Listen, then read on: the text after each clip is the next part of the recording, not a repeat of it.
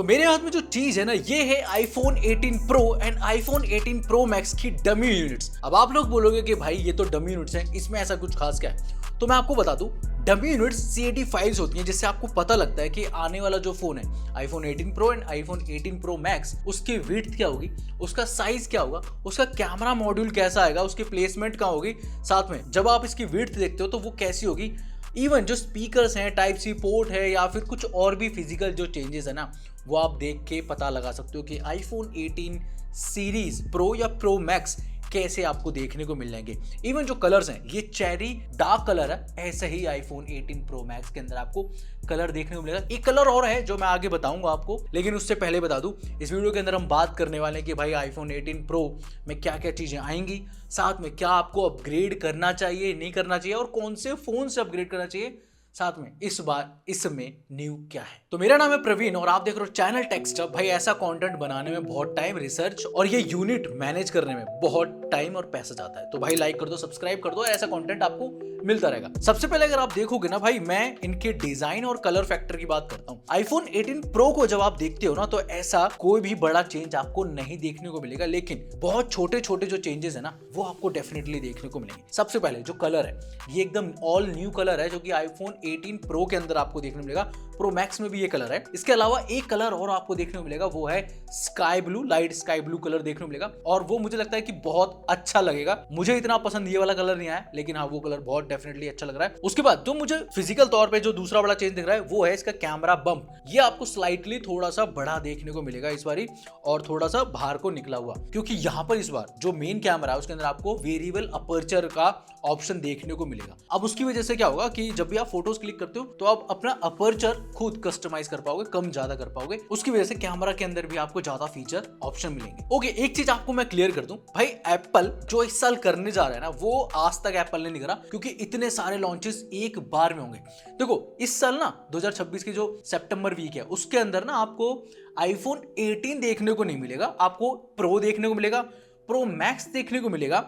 इसके साथ साथ यहां पर आपको एक वाइड या अल्ट्रा आईफोन देखने को मिलेगा, और एक प्लस मॉडल भी है जो हाँ लाइनअप में है। अब डिजाइन सेगमेंट से क्या पता लगा, इन डमी से मुझे क्या पता लग रहा है, देखो यहां पर एक चीज तो भाई क्लियरली है, चाहे मैं प्रो मैक्स की बात करूं, डिजाइन में बहुत ज्यादा फर्क नहीं है। चाहे आप 17 प्रो ले लो, चाहे प्रो मैक्स ले लो, आपको डिक्टो वही डिजाइन देखने को मिलेगा। ये कहानी थी पीछे की, लेकिन अगर मैं डायनेमिक आइलैंड की बात करूं, डिस्प्ले की बात करूं, तो वहां पर थोड़ी सी कहानी चेंज है, क्योंकि यहां पर तो डायनेमिक आइलैंड नहीं दिख रहा, लेकिन जब फोन आएगा तो वहां पर आपको डायनेमिक आइलैंड थोड़ा छोटा नजर आएगा। और ये मैं कैसे बता रहा हूं, क्योंकि यहां पर जो मॉड्यूल है ना, ये थोड़ा सा छोटा है, लेकिन ये सिर्फ रूमर्स हैं। जब एक्चुअल फोन आएगा ना, हम तभी बता पाएंगे कि भाई वो सही में छोटा हुआ है या नहीं, क्योंकि बहुत सारी ऐसी साइट्स भी हैं जो ये क्लियरली बोल रही है कि नहीं, छोटा नहीं होगा डायनेमिक आइलैंड, जैसा 17 प्रो के अंदर था सेम एज इट इज यहां पर भी आपको देखने को मिलेगा। बाकी डिस्प्ले का साइज प्रो मैक्स के अंदर चेंज हो सकता है, यहां पर आपको आई थिंक 6.86 इंच के आसपास डिस्प्ले देखने को मिल जाए, लेकिन जो प्रो मॉडल है उसके अंदर आपको same as it is display देखने को मिलेगी, same size, same aspect ratio, same resolution. तो ये चीज आपको प्रो के अंदर बिल्कुल सेम मिलेगी। अब सारी जो चीजें सेम है ना, तो उसका मतलब एक और बनता है कि आईफोन या एप्पल इस साल मेगा प्रॉफिट्स कमाने की सोच रहे हैं, क्योंकि देखो बहुत ज्यादा कॉस्मेटिक चेंज नहीं है, सब वही चीजें हैं जो पहले भी आती थी, लेकिन कुछ चीजें हैं बस वो चेंज करेगा। तो R&D में इतना पैसा नहीं लगा, इनके सारे मॉड्यूल वगैरह वही यूज होंगे। हाँ, यहाँ पर आपको जो चीजें हैं जैसे कि कलर्स या फिर जो पीछे का थोड़ा मटेरियल है वो यूज हो सकता है नया। और हाँ, काफी लोग बोल रहे थे कि शायद इस बार आईफोन फिर से टाइटेनियम पर शिफ्ट हो जाएगा, लेकिन नहीं, यहाँ पर आपको अभी भी एल्यूमिनियम जो बॉडी है ना, वो देखने को मिलेगी। इसके अलावा डमी यूनिट से एक चीज और पता लगी, जो ये वाला कलर है ना, ये पीछे वाला, ये थोड़ा डार्क रखा हुआ है। बेसिकली ये पूरा ही कलर डार्क है, लेकिन पिछला अगर हम ऑरेंज की बात करें तो वहां पर थोड़ा सा लाइट होता था, इस बार ये डार्क ही रखा है। बाकी इसके अलावा कलर्स और भी हैं, जैसे स्काई ब्लू मैंने बताया आपको, इसके अलावा एक डार्क ग्रे कलर भी आने वाला है, और शायद आपको एक सिल्वर कलर भी देखने को मिले iPhone 18 pro and pro max के अंदर। अब परफॉर्मेंस की बात कर ले, देखो यहाँ पर ये फोन तो है नहीं, डमी यूनिट्स हैं, लेकिन हमें चिपसेट पता लग चुका है कि यहाँ पर ये प्रो सीरीज के अंदर A20 प्रो चिपसेट यूज होने वाला है, जो कि 15% ज्यादा फास्टर है A19 प्रो से। अब उसका मतलब समझते हो भाई, वैसे ही मतलब A19 प्रो या A18 प्रो इतना ज्यादा पावरफुल था भाई, 20 Pro उससे 15 टाइम्स और ज्यादा बेटर होने वाला है। तो उसका मतलब ये है कि आप मल्टीटास्किंग, AI और भी जो सारी चीजें ना उसमें आप नेक्स्ट लेवल पहुंचोगे। अभी WWDC के अंदर ये अनाउंस करा है कि भाई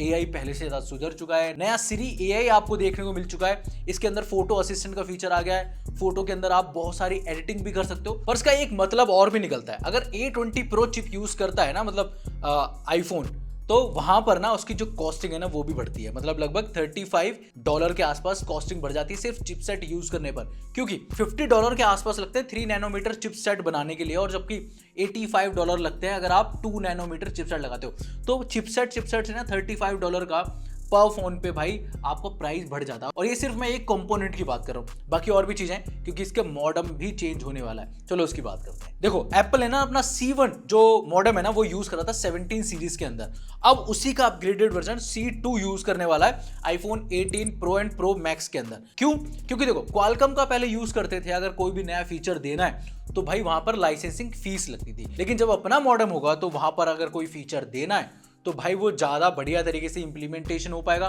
कोई लाइसेंस फी नहीं हो पाएगी, और आप जब मर्जी वो फीचर दे सकते हो। उसके साथ साथ जो कॉस्ट है वो भी डिटेक्ट होती है, क्योंकि अपना कंपोनेंट होगा, अपनी प्राइसिंग भी बना होगा, और खुद ही बना रहा है एप्पल, तो अच्छी तरीके से यूज और लाइसेंस फीस का पैसा ही बचेगा। बाकी सैटेलाइट कनेक्टिविटी वाला फीचर भी आने वाला है, इंडिया में नहीं आएगा, इसलिए मैंने ज्यादा उस पर जोर नहीं दिया। हाँ, अगर आपके फोन में नेट नहीं चल रहा है या कुछ प्रॉब्लम आ रही है कनेक्टिविटी की, तो आप सैटेलाइट से भी कनेक्ट कर सकते हो, ये बाहर के देशों में ऑप्शन होगा, इंडिया में नहीं होगा। इसके अलावा मैंने शुरुआत में बोला था डिस्प्ले बिल्कुल आपको सेम देखने को मिलेगी, साइज थोड़ा सा बड़ा मिल सकता है प्रो मैक्स के अंदर, लेकिन यहां पर आपको LTPO प्लस डिस्प्ले देखने को मिलेगी। अब उसका बेनिफिट है कुछ थोड़ा सा है, सुन लो।